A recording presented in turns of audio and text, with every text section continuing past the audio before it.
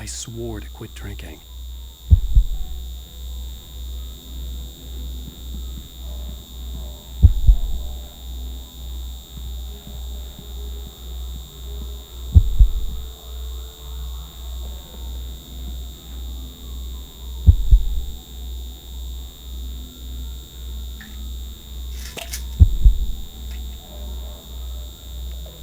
The pills worked fast.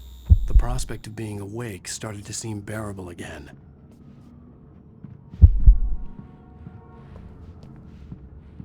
The lights were like needles in my eyes. I needed my sunglasses.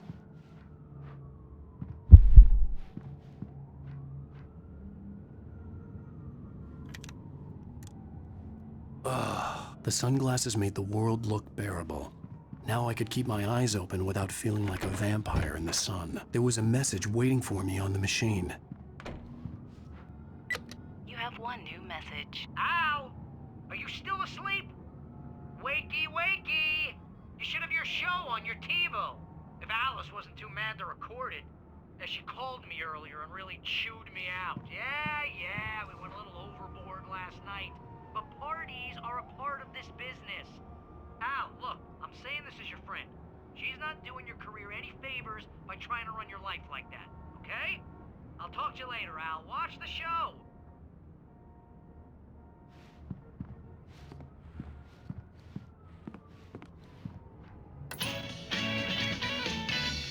Ladies and gentlemen, welcome back to the Harry Elliott Show.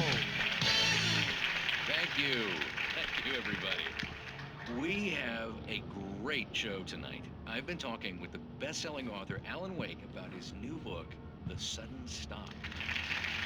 Yeah, good read. Go buy it. No, it is a good read. Look, I'm gonna be honest here. Is that wise?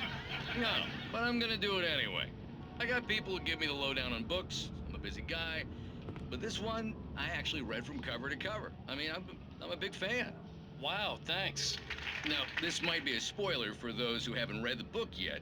Based on the sales figures, the 2 people out there who haven't read the book yet. But this last book is all about the death of the main character, the hard-boiled New York detective, Alex Casey. Now, there's been a lot of outrage about this. Why the hell did you kill Casey? What the hell were you thinking, man? Good riddance. No, seriously though. 7 years and 6 books is a long time. He was a gloomy guy to spend all your working hours with, and it was a good run. But it's time to explore new things. My next book will be a departure from the old for me. You selfish bastard, always thinking of yourself. Well, you've certainly given us a lot of entertainment over the years. And now that you mention it, Casey was a gloomy guy. Never had much luck with his love life with the ladies. Was that autobiographical in any way? Yeah, no kidding. Casey's lady friends tended to die on him. With Casey, it was all about his pain. No, nothing autobiographical about that. I'm a happily married man. My wife is my muse. Well, congratulations. That's great to hear. So, how's the publicity tour been treating you? Good, great. But I gotta say, I'm glad to be back home in New York. Well, you've certainly been on the news a lot lately. Lots of parties and, you got into a fight with some paparazzi. Oh, man. Well, that guy was really in my face. I lost my temper. I know that wasn't cool. You are famous for that temper. Well, I did also write several books. Well, your latest novel is called The Sudden Stop, and it's in bookstores now. Go get it. That means the 2 of you out there who haven't bought it yet. Ladies and gentlemen, that's all we have for you tonight. I want to thank all our guests for the evening. Alan Wake, Sam Lake. Once more, do the face for Sam. There it is. And our musical guests, Poets of the Fall. Thank you, and good night. At least I'd been funny. I told myself I could live with that. Hey, Winnie. Did you watch the show? I didn't say anything stupid if that's what you want to know. Okay, Grumpy. You want an aspirin or something? Are you going to start with me about drinking now? You know what? Go back to sleep, Alan.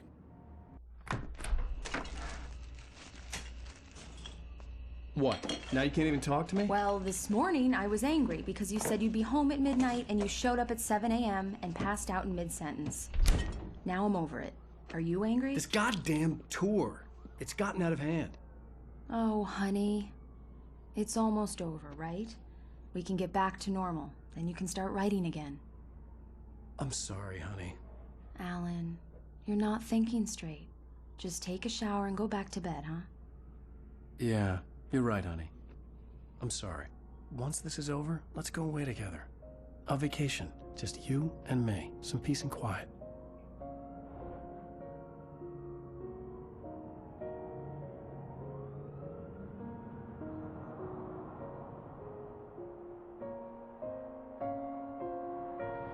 Somehow, the clicker was the key to the cabin. I had to return to Cauldron Lake to save Alice.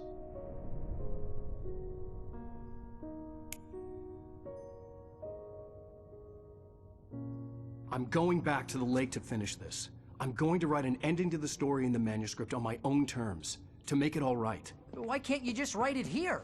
The last page is still in the typewriter. I need to read it first. Everything needs to be just right. Zane tried to cut some corners, and it didn't end well. Okay, ready when you are. I'm sorry, Sarah, but I need to do this alone. Barry, take her gun. Miss Weaver, close the door when I leave.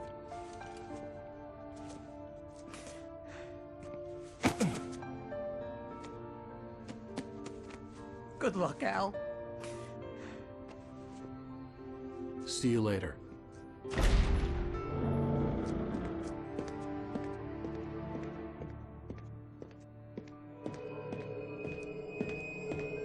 When I got out, it was warm and sunny. I'd flicked the switch of the clicker. Had it done this? I didn't stop to question it. I had to take advantage of the sunlight to get to the lake.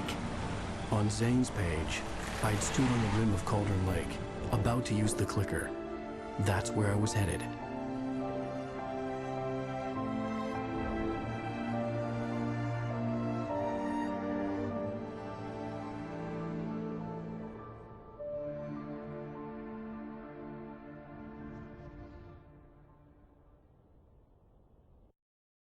Alone, in daylight, surrounded by the beauty of the Pacific Northwest landscape.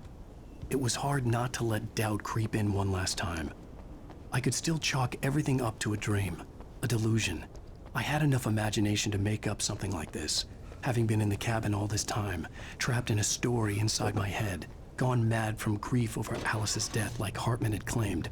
There would be no way of knowing. I told myself it didn't really matter. My course was set.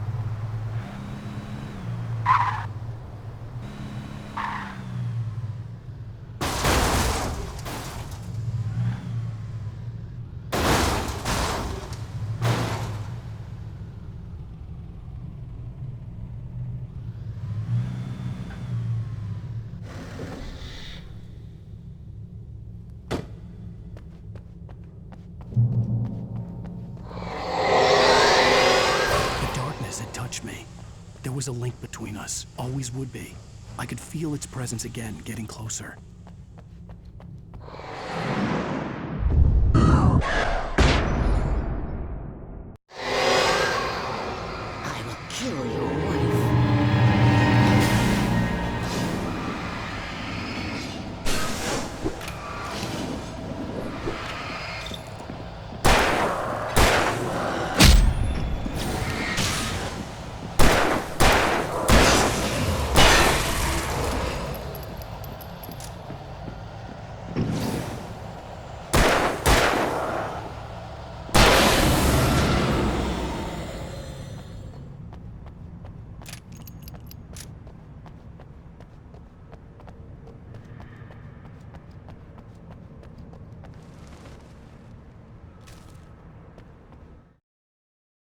The dark presence was no longer trying to capture the writer so he could create the ending it wanted. The writer knew too much. He was too strong. And he carried a weapon left behind by Thomas Zane, something that could hurt it. Now, the darkness was doing everything in its power to simply stop the writer from ever reaching Cauldron Lake and the dark place it came from.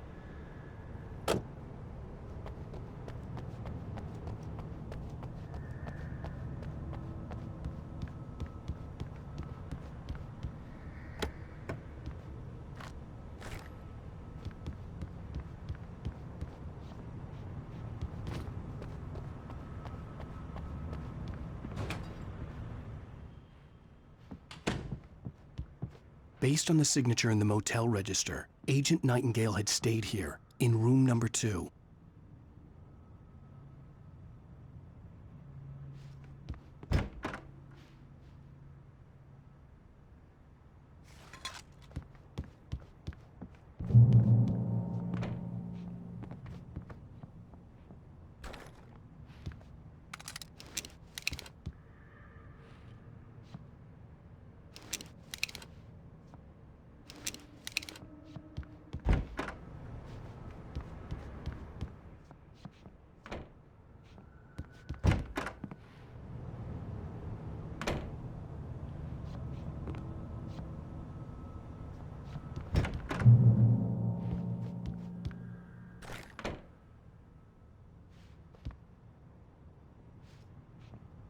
This had obviously been the room where Agent Nightingale had stayed when he hadn't been busy harassing me.